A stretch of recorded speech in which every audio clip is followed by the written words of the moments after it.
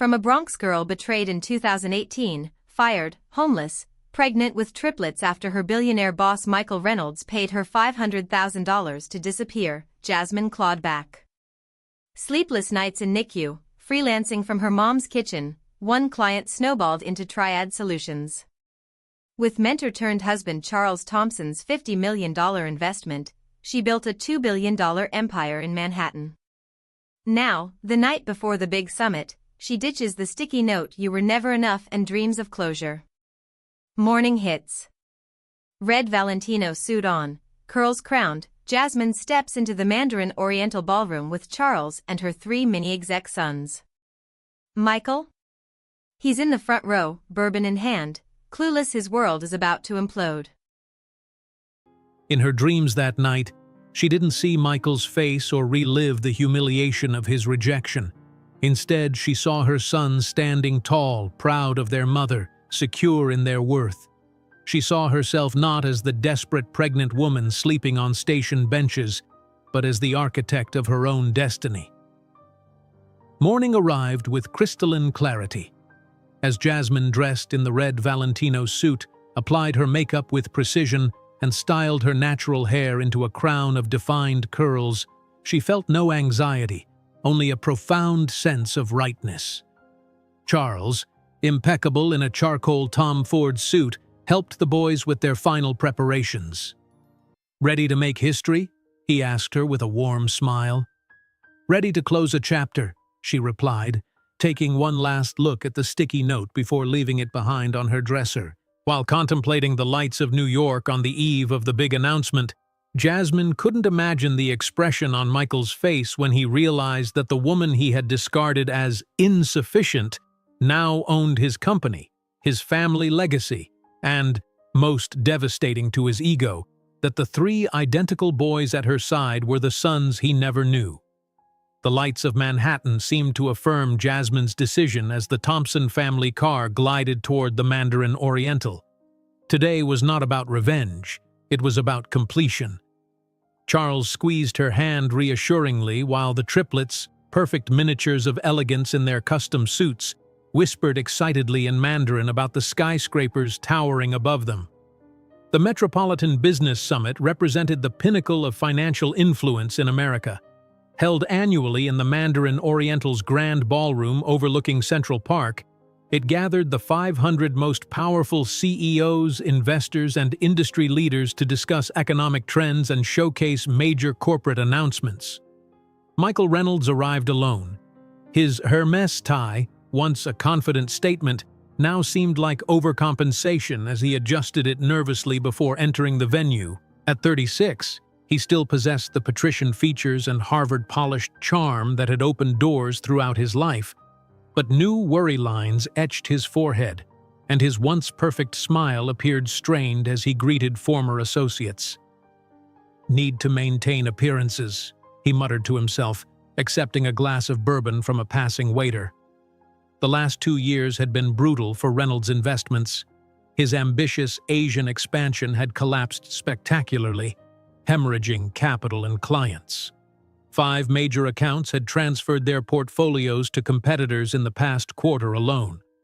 The board was in revolt, shareholders were demanding answers, and the acquisition he'd so reluctantly agreed to remained confidential until today's announcement.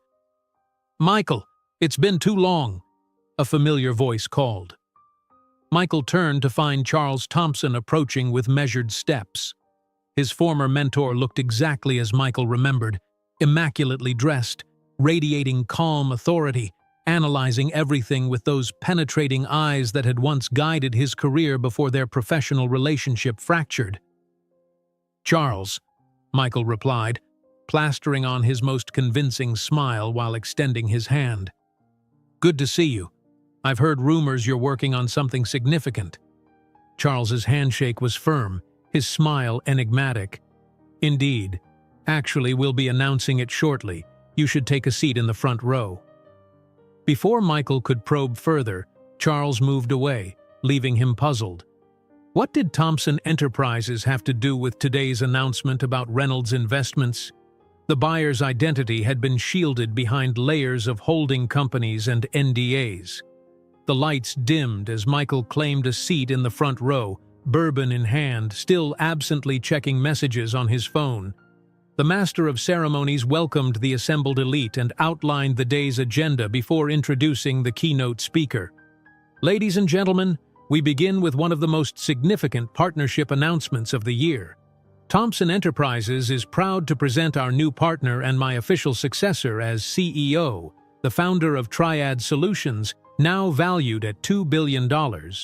A woman who transformed digital marketing and predictive analytics. Michael took another sip of bourbon, half listening while responding to an urgent text from his CFO about further client departures. Please welcome Jasmine Washington Thompson and family. The name jolted Michael's attention to the stage. It couldn't be, surely a coincidence, but as he looked up, his world collapsed into a singularity of shock. Walking confidently onto the stage was Jasmine, almost unrecognizable in her poise and elegance, wearing a striking red Valentino suit that contrasted dramatically with her dark skin. Her hair, once straightened to conform to corporate expectations, now proudly displayed natural curls in a modern, powerful cut. Michael choked on his bourbon when he saw 3 identical boys following her, each wearing perfectly tailored miniature executive suits. Denial was impossible. The boys had his bone structure, his chin, but skin several shades darker and curly hair like Jasmine's. As founder and CEO of Triad Solutions, Jasmine began, her melodious voice resonating throughout the hushed ballroom, I'm pleased to announce that we have just acquired majority ownership in Reynolds Investments, expanding our portfolio into wealth management and international investments. The room erupted in applause while Michael felt blood draining from his face. His company. She had bought his company.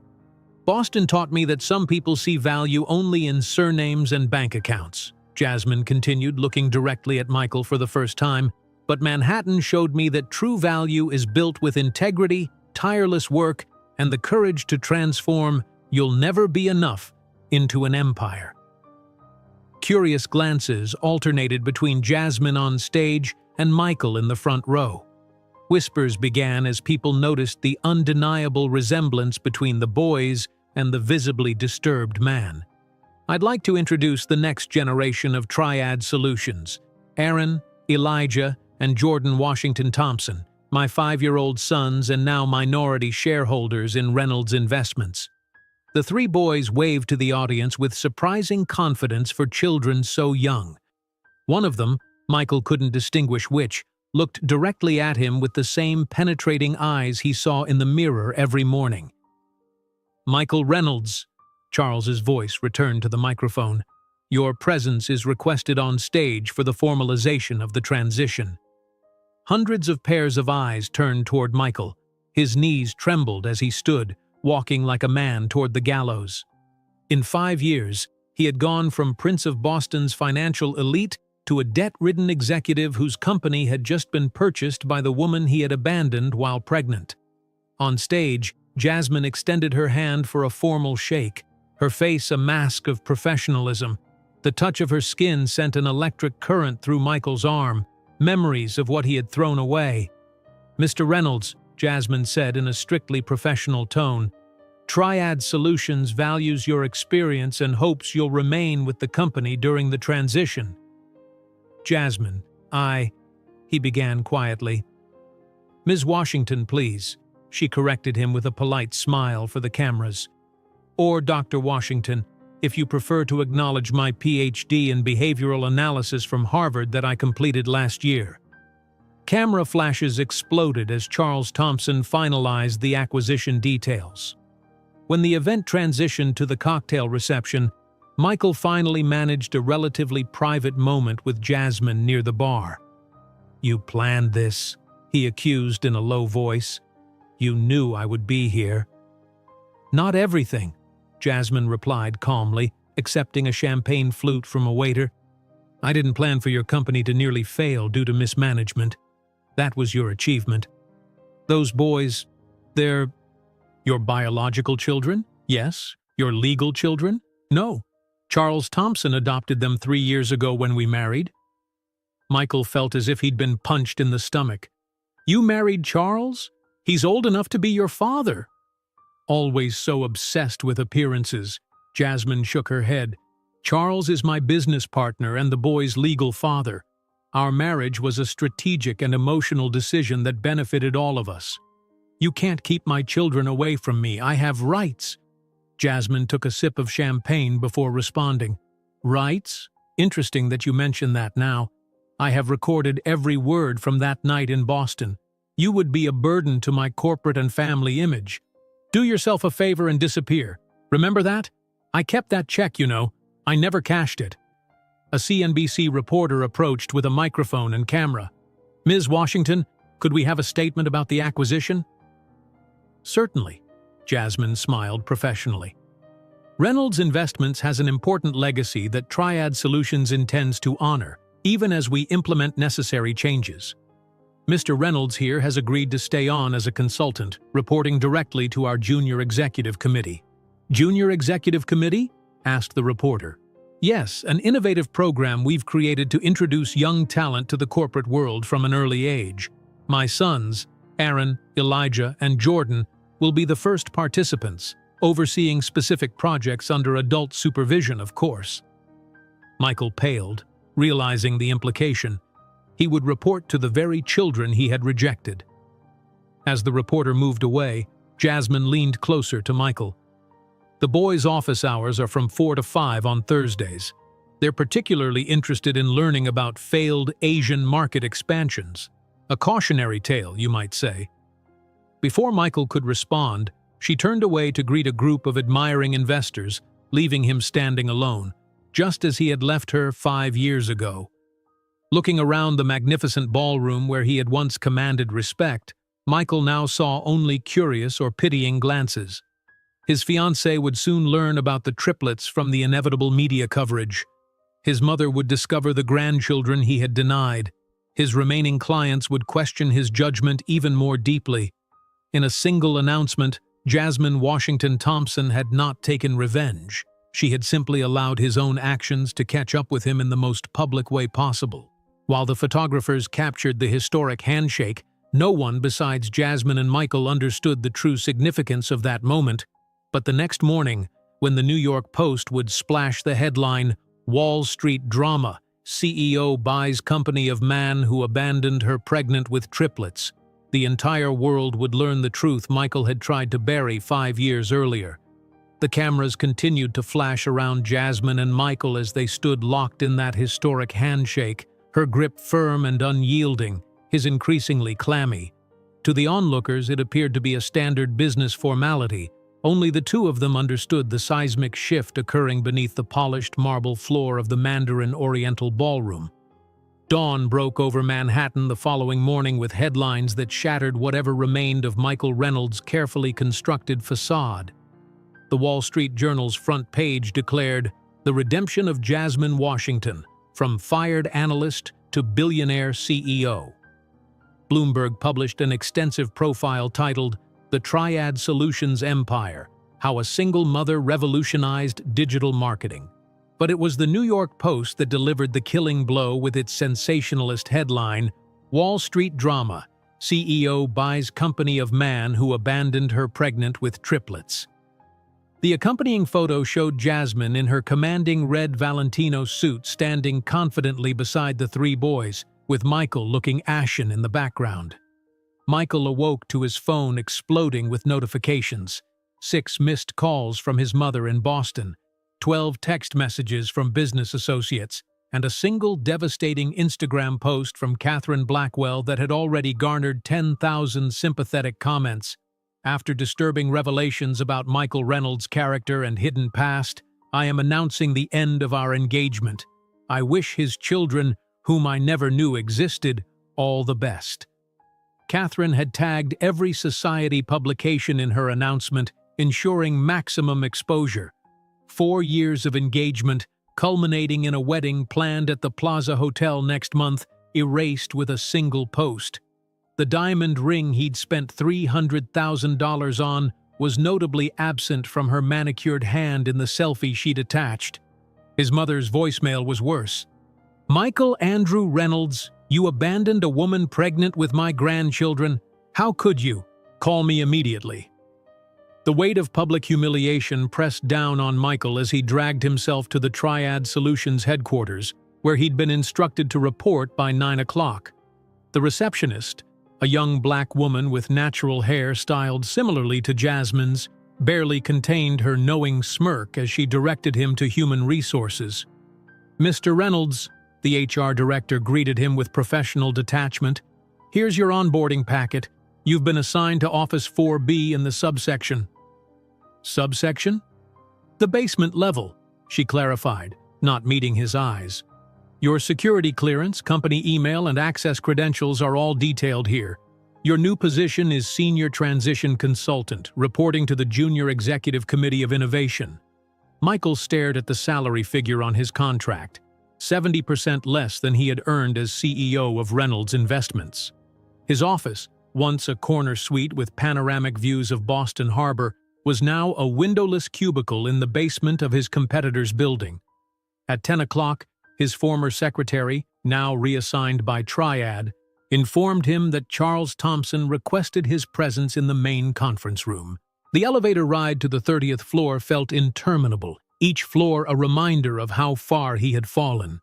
The conference room took Michael's breath away, not with its opulence, though the custom walnut table and floor-to-ceiling windows overlooking Manhattan were impressive, but with the tableau before him. Charles Thompson sat at the head of the table, commanding and serene. To his right sat Jasmine, her posture perfect, tablet in hand, exuding quiet authority.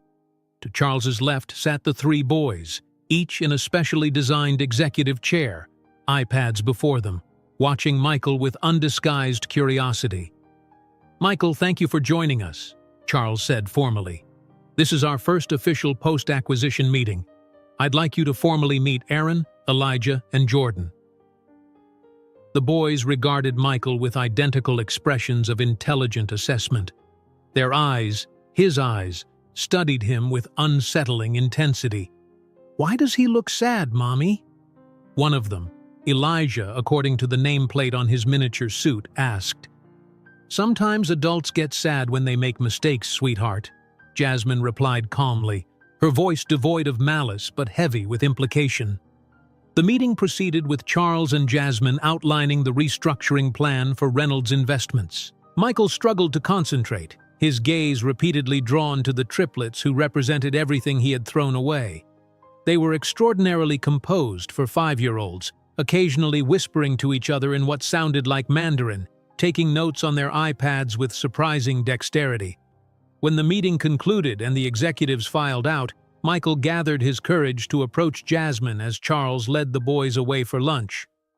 "We need to talk privately," he insisted, his voice low and urgent. Jasmine consulted her watch.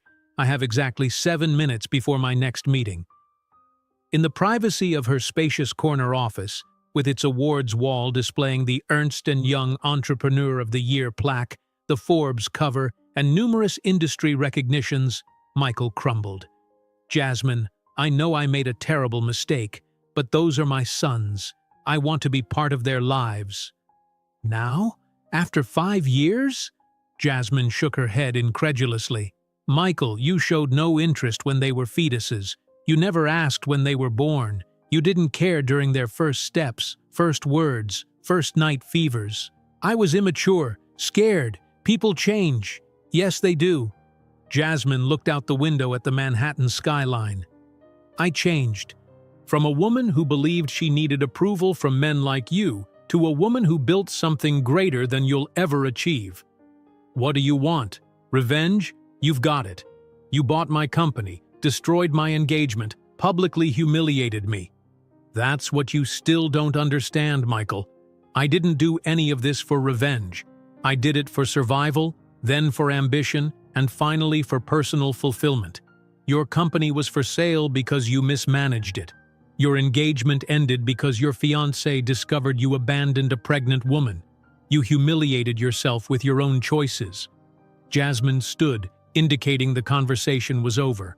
"As for the boys, they have a father, Charles, a man who loves them.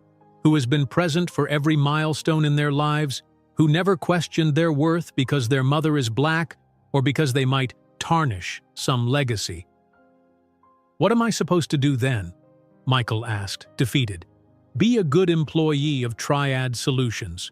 Do your job. If over time you demonstrate being a different person than the one I knew in Boston, perhaps, just perhaps, we might consider some kind of relationship between you and the boys. But it will be on my terms, on their timeline." In the lobby of the building, Michael encountered Charles waiting for the elevator. "You planned all this," Michael accused. "You used Jasmine to get revenge on me for not following your advice years ago." Charles laughed. "Michael, your ego has always been your biggest problem. Jasmine approached me with a brilliant business plan, not a sad story. I invested in her because she's a business genius. I married her because she's an extraordinary woman. I adopted the boys because I loved them as if they were my own. You were merely an irrelevant detail in the equation." The elevator doors closed on Charles's amused expression, leaving Michael alone in the vast lobby, surrounded by people rushing purposefully to meetings and opportunities that no longer included him. The name Reynolds, once his birthright and source of power, now belonged to Jasmine Washington Thompson, the woman he had deemed not enough. That afternoon, his mother called again. This time he answered. "How could you, Michael?" Barbara Reynolds's voice trembled with rage and disappointment. "I raised you better than this." "Mom, it's complicated." "No, it's not," she interrupted. "You abandoned your own children because their mother wasn't from our social circle. That's not complicated. It's despicable." "I'm trying to fix it," he protested weakly. "Fix it?" His mother laughed bitterly. "That woman built a $2 billion company while raising your children alone. She doesn't need you to fix anything. It's you who needs fixing, Michael." The conversation ended with his mother informing him she would be contacting Jasmine directly about meeting her grandchildren, regardless of his situation. That evening, alone in his Beacon Hill apartment, now feeling cavernous and empty without Catherine's presence, Michael stared at the online articles detailing his public fall from grace. Former associates were distancing themselves. The Reynolds Investments Board had released a statement welcoming the fresh leadership of Triad Solutions. Catherine's family had publicly rescinded his membership to their exclusive country club.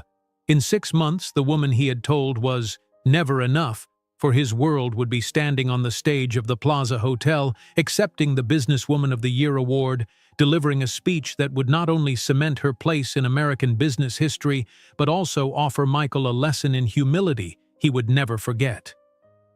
6 months passed like a slow-motion revelation for Michael Reynolds. His daily commute to the basement office at Triad Solutions had become a ritual of humility, each day bringing a new understanding of the empire Jasmine had built from the ruins of his rejection. The Plaza Hotel ballroom glittered with chandeliers and success on this crisp autumn evening. The annual Women in Leadership Awards by Fortune magazine represented the pinnacle of recognition for female executives in America. Perfectly arranged tables filled with the business elite surrounded a stage where in less than an hour, Jasmine Washington Thompson would be named Businesswoman of the Year. Michael adjusted his tie, no longer Hermes but a modest Brooks Brothers, and sank into his assigned seat at a distant table near the kitchen doors. His presence wasn't optional. His new employment contract included mandatory attendance at all Triad Solutions public events. The ultimate humiliation, witnessing the coronation of the woman he had once discarded. His table companions, mid-level executives from various companies, exchanged uncomfortable glances when he introduced himself. The story of Michael Reynolds and Jasmine Washington had become business world legend, a cautionary tale whispered in Harvard Business School hallways. Across the ballroom, the main table commanded attention. Jasmine had arrived in a stunning gold Versace gown that caught the light with every movement, transforming her into a living statue of success. Charles Thompson sat beside her, distinguished and proud, while the triplets, impeccably dressed in child-sized tuxedos, behaved with remarkable poise for 5-year-olds. "They look like you," whispered the woman seated next to Michael, following his gaze to the boys. Michael swallowed hard. Yes, they do. The master of ceremonies approached the podium, and the room fell silent. Ladies and gentlemen, welcome to the 25th Annual Women in Leadership Awards. Tonight, we celebrate extraordinary female visionaries who have transformed American business. Michael barely heard the opening remarks, his attention fixed on Jasmine. She looked nothing like the young analyst he had known in Boston. That woman had straightened her hair, worn modest clothing, kept her voice measured to avoid appearing too aggressive. This Jasmine radiated confidence, her natural hair styled in an elegant updo, her presence commanding respect without asking for permission. After several preliminary awards, the moment arrived. Our Businesswoman of the Year has redefined digital marketing through revolutionary behavioral analytics. From humble beginnings, she built a $2 billion enterprise while raising triplets as a single mother. Ladies and gentlemen, Jasmine Washington Thompson. The ballroom erupted in thunderous applause as Jasmine rose gracefully. The triplets beamed with pride, clapping enthusiastically for their mother. Michael found himself applauding too, the sound hollow against the roaring ovation surrounding him. Standing at the podium, crystal award in hand, Jasmine surveyed the audience with the measured confidence of someone who had earned every molecule of oxygen she breathed. 5 years ago, she began, her voice clear and resonant, a man told me that 3 black children and a single mother from the Bronx would never be welcome in places like this. Today, my sons are majority shareholders in the company that bought his. The audience applauded again, many glancing curiously in Michael's direction. He felt heat rising in his face, shame burning through his carefully constructed composure. He slowly stood, intending to slip out discreetly. Michael Reynolds, Jasmine continued, surprising everyone by addressing him directly, discovered the hard way that character trumps inheritance, that integrity outweighs privilege, and that the people you judge insufficient today may be the ones deciding your fate tomorrow. Michael froze between tables, paralyzed by the weight of hundreds of eyes and whispers surrounding him. But this isn't a story about revenge, Jasmine concluded, her voice softening. It's about consequences, about building something greater than hatred, about raising 3 extraordinary boys who will know to value people by character, not skin color or bank account. Thank you. As Jasmine left the stage to a standing ovation, Michael finally comprehended the magnitude of what he had lost. Not just a family or a company, but the chance to be a better person alongside an extraordinary woman. The remainder of the evening passed in blur. Michael remained seated, accepting occasional pitying glances from passing executives.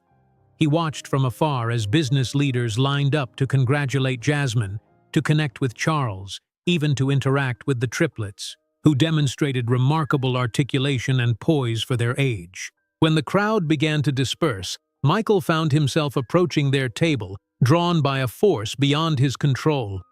Jasmine looked up, her expression neutral as he stopped before her.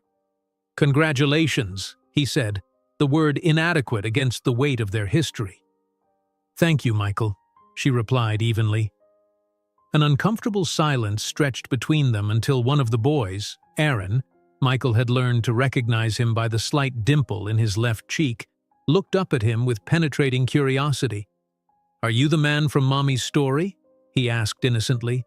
Michael felt his throat constrict. Yes. The one who said Mommy wasn't enough?"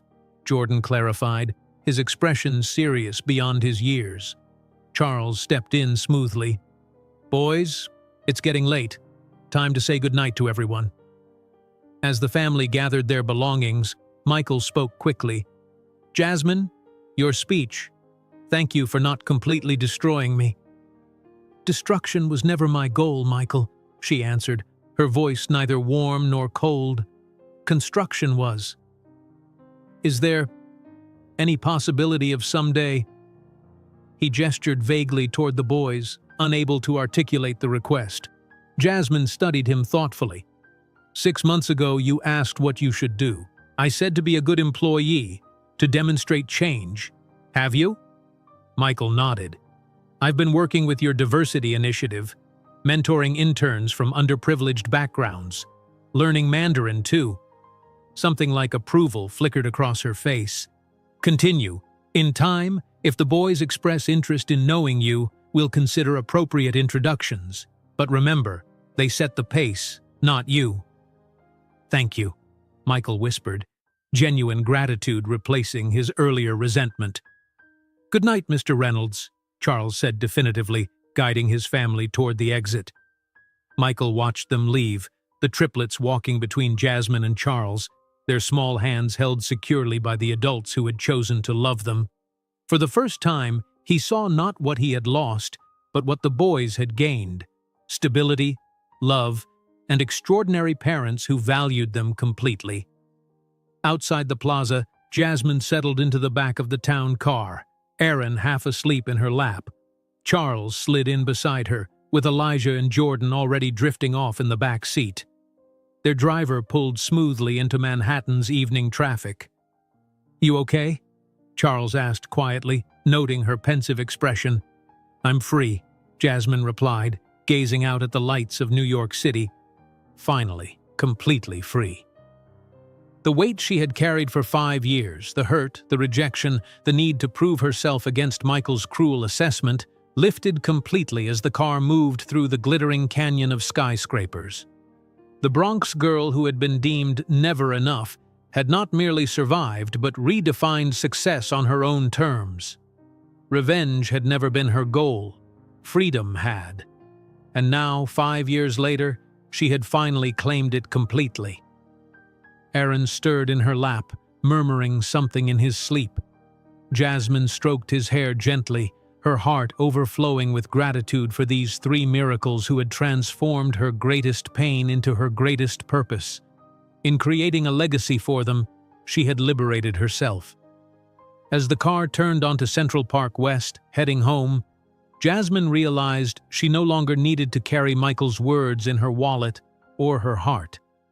The story of Jasmine Washington was no longer about a man who had rejected her, but about a woman who had refused to accept limitations imposed by others, and in doing so, had not only transformed her own life, but created a new legacy of infinite possibilities for her children and for all people who, like her once, were considered not enough by a world that failed to recognize their true value. If you enjoyed today's video, I'm sure you'll love the next one. Don't waste time. Just click on the screen.